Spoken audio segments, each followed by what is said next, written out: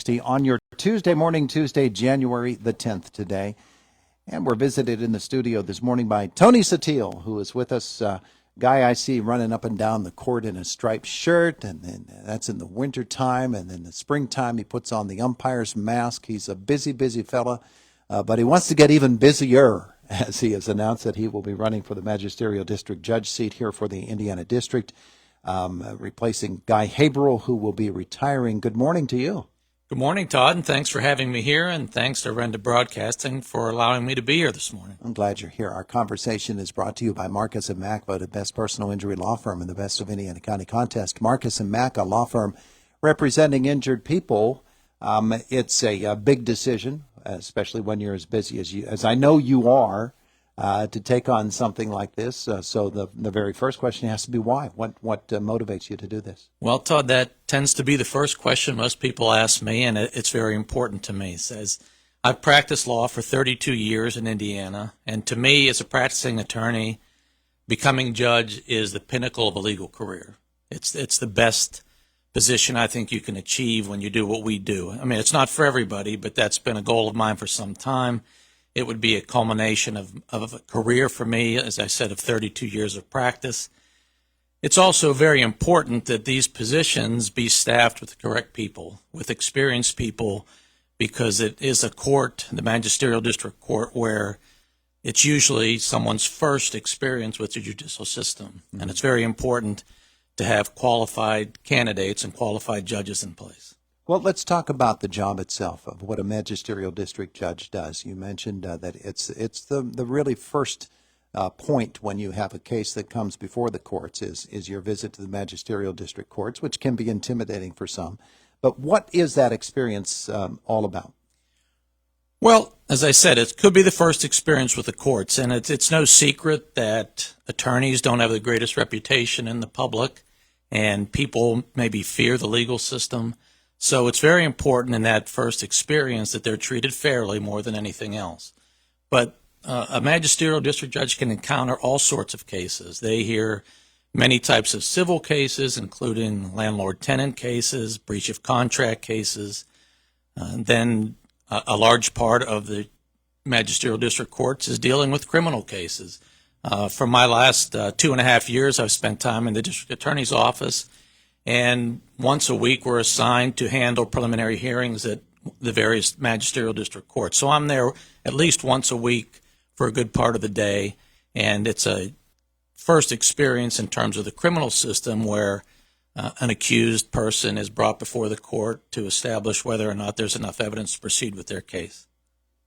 When Indiana County designed its system, of course, I'm sure that it's modeled after and probably serves as a model for other districts or other counties. The coverage for the court system, not every judge is on duty 24 hours a day. Obviously, there has to be somebody who is available for when something comes up, and so that requires coordination with the other magisterial district judges in the county, does it not? It does, and my understanding is that there's times when a judge will be on call because there are times when something has to be addressed, could be in the middle of the night. And there's jurisdictional areas. This race is very focused on the borough itself, the precincts in the borough, and also 2 voting precincts in White Township. Over the years, due to population, they have redesignated the districts, and some of the other district judges have taken on a larger portion of the county. Other judges have taken on portions of White Township. It used to be just this court. Back, Judge Orendorff, who preceded Judge Haberl, would have had a much larger area, but as the population increased, portions of White Township are assigned to Judge Steffi in Homer City, and portions are assigned to Judge Welch and Clymer as well. You mentioned qualifications for the job. Obviously, someone with a really solid foundation of the law underneath them is a key to all of this. And with 32 years of experience, you certainly have that solid foundation. For folks who don't know you well, and tell us about your educational background, your experience as an attorney.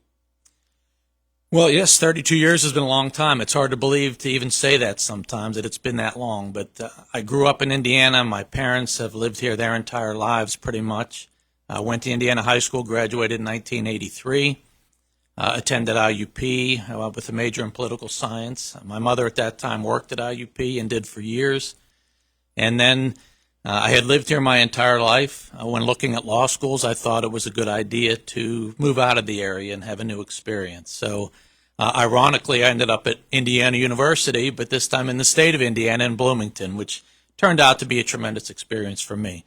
It was a highly ranked law school. It was a top 30 law school at the time and remains that way.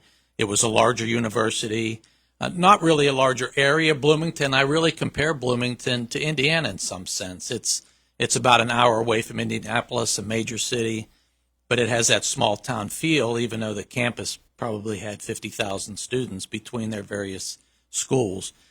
But my thought at the time was having a national law school may be better in terms of finding a job somewhere. It wasn't necessarily my intention to come back to Indiana, but I did.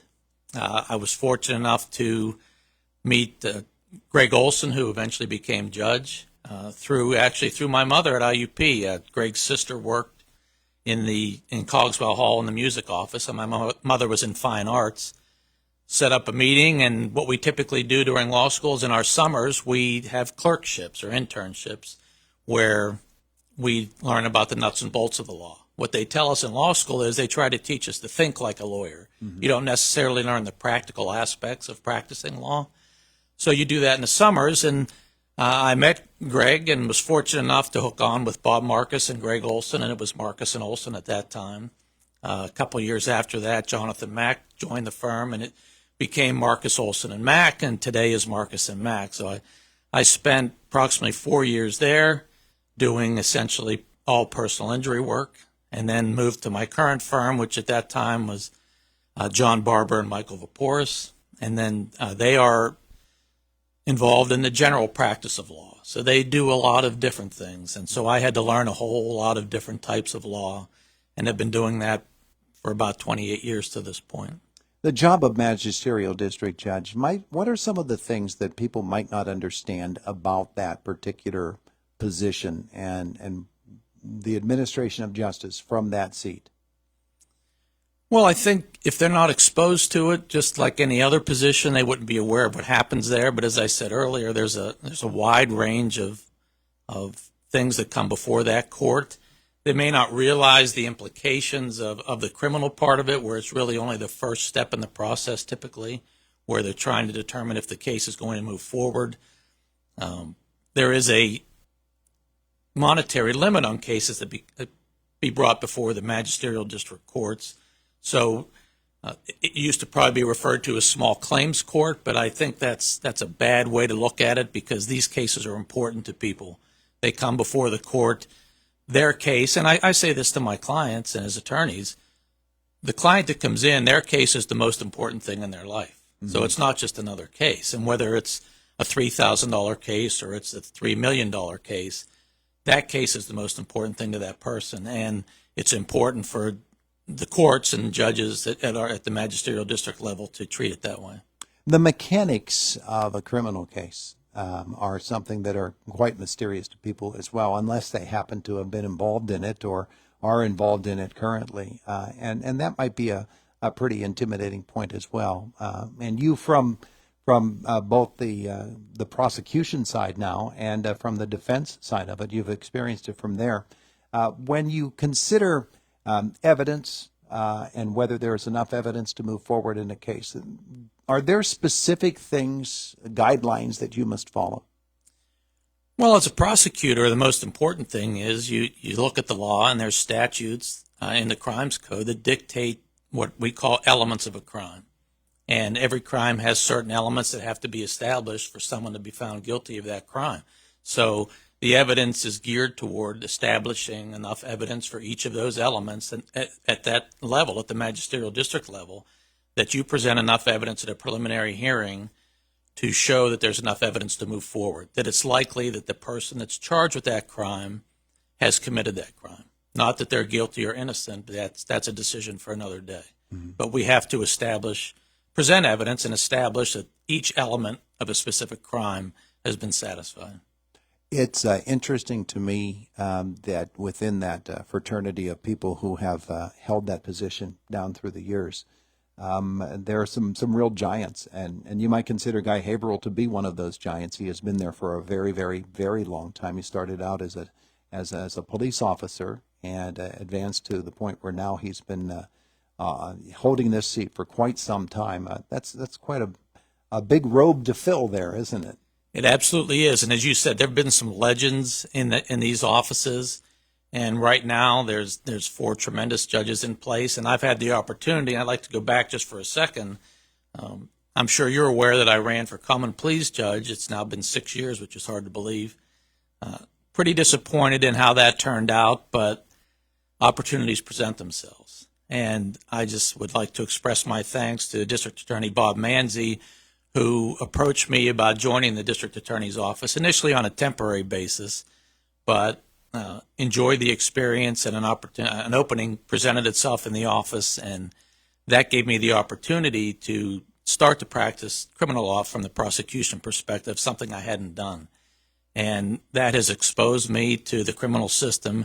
It's allowed me to interact with all the magisterial district courts here, and realize what a great job they're doing. But in terms of Judge Haverhill and some of the other legends, it'll be difficult to follow in his footsteps. I will do my best to maintain the tremendous court that he's established there and make it an efficient, cost-effective judicial system for the citizens of Indiana County. A campaign for a judgeship is a little different than for some other office. Are there events that you have planned where people can come out and meet you, talk about it with you? There will be. I don't have anything specific to share right now. It's definitely important to interact with the people. You think you're well known in a community when I've been here my entire life, but there's still lots of people that don't know you and that you don't know. And the goal is to get out there and meet people and let them know what my experience and my credentials are so they can make an informed decision about who they should vote for. That the judicial races are a little different because, we don't take stances on issues. It's critical to a judgeship to be fair and impartial in anything brought before you. So you can't predetermine any type of case or controversy. So it's very important to remain neutral in those areas so when a case is presented to you, you can decide that case on a fair and impartial basis. So we won't take position on issues. We probably won't have debates, which we didn't do last time. I think I'll be repeating this phrase throughout my campaign. I think it's all about experience, and I will put my experience up against pretty much any other candidate. Well, as a referee and as an umpire for all these years, you've been a judge for a while anyway.